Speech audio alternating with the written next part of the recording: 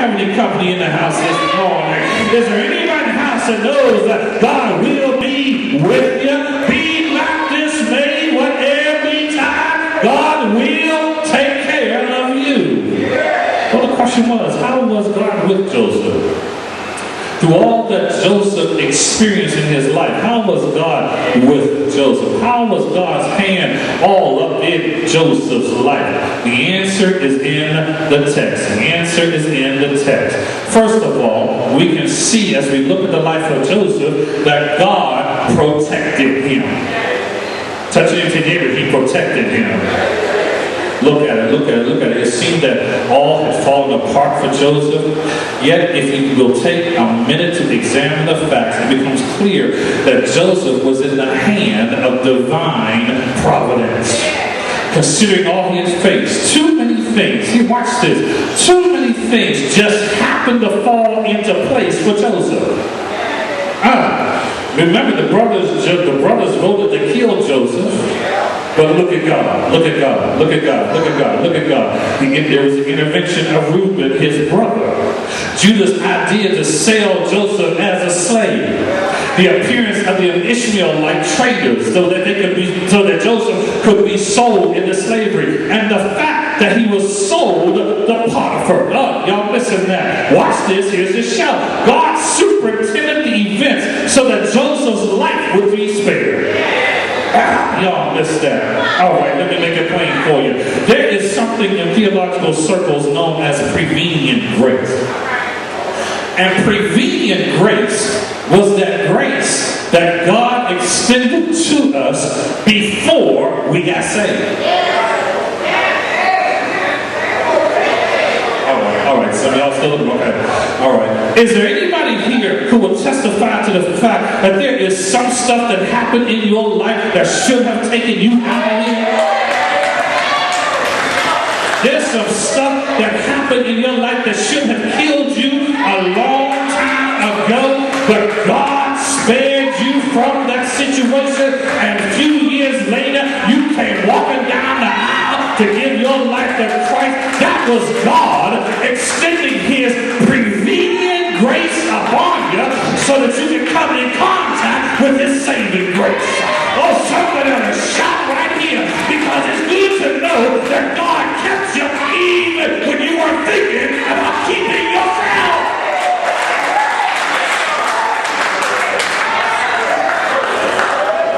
God was working. Touching him to remember, God was working. Y'all missed a shout. Touching him on the other side, tell him God was working in me. God was working on me. God was working on me to save me. Watch this, to save me from myself.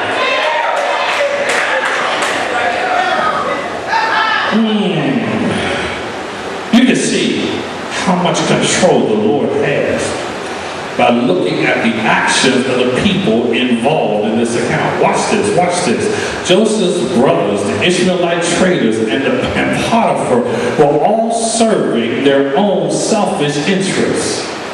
His brothers wanted to kill the dreamer and the dream.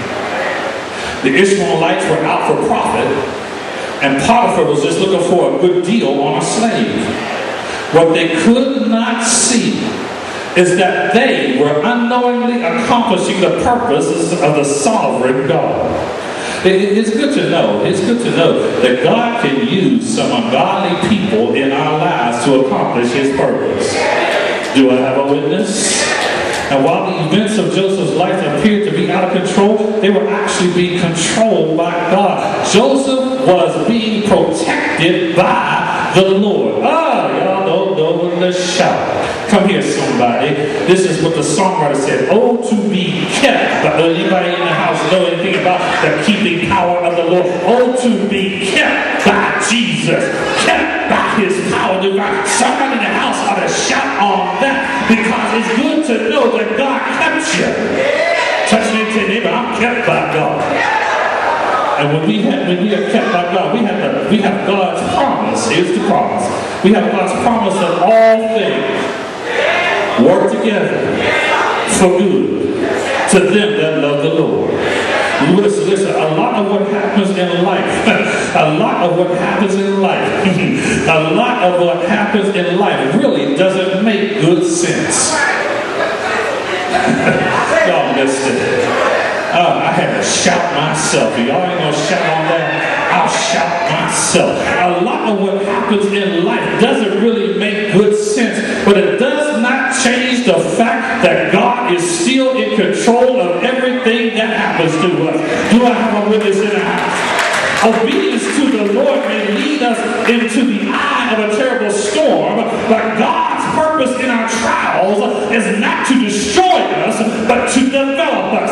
And we can trust Him to protect us and to grow us in the midst of the hardships of life. Come here, Jeremiah. The Lord says to Jeremiah, I know the plans I have for you. Plans to prosper you and not to harm you. Plans to give you a hope in the future. Somebody can shout over the fact that God is in control. Touch them to never God is in control. God is in control, but not only did God protect him, but God prospered him. Prospered him. See, when Joseph arrived in Egypt, he no longer had his coat of many colors. He may have lost his coat. Yeah. Watch this. Here's his shout. He may have lost his coat, but his character was very much intact.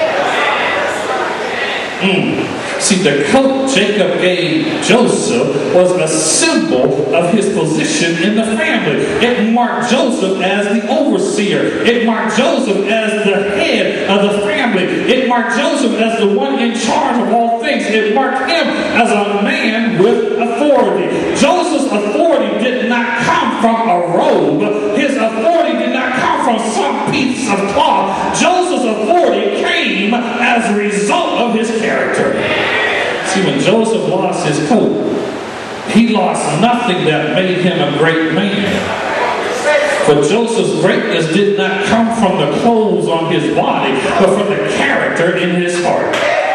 Do I have a witness in the house?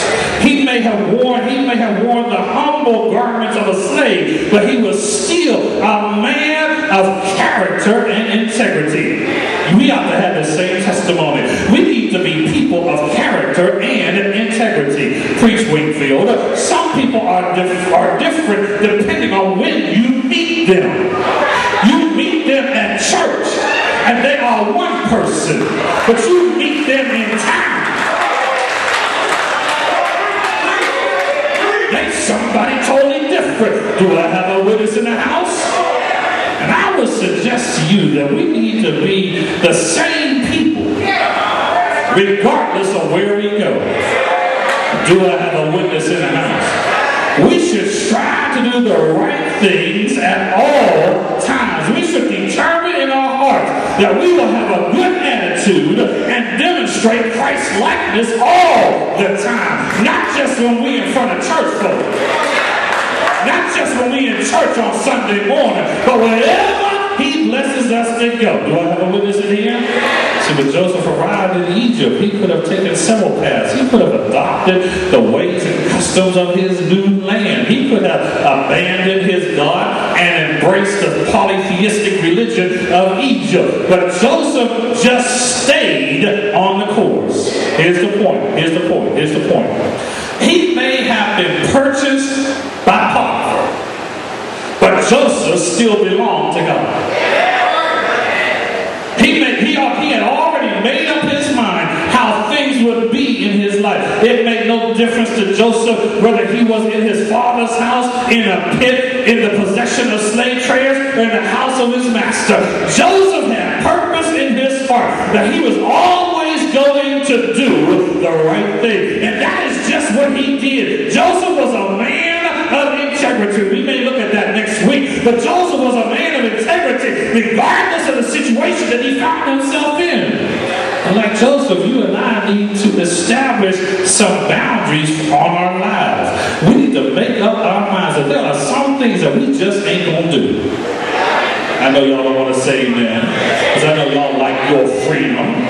I know y'all like doing what you want. I know you've grown. You can do what you want to do, when you want to, where you want to. But then when the situation arises, when we make it up in our minds that we're going to do the right thing, we We don't have to debate it. We just know what we will.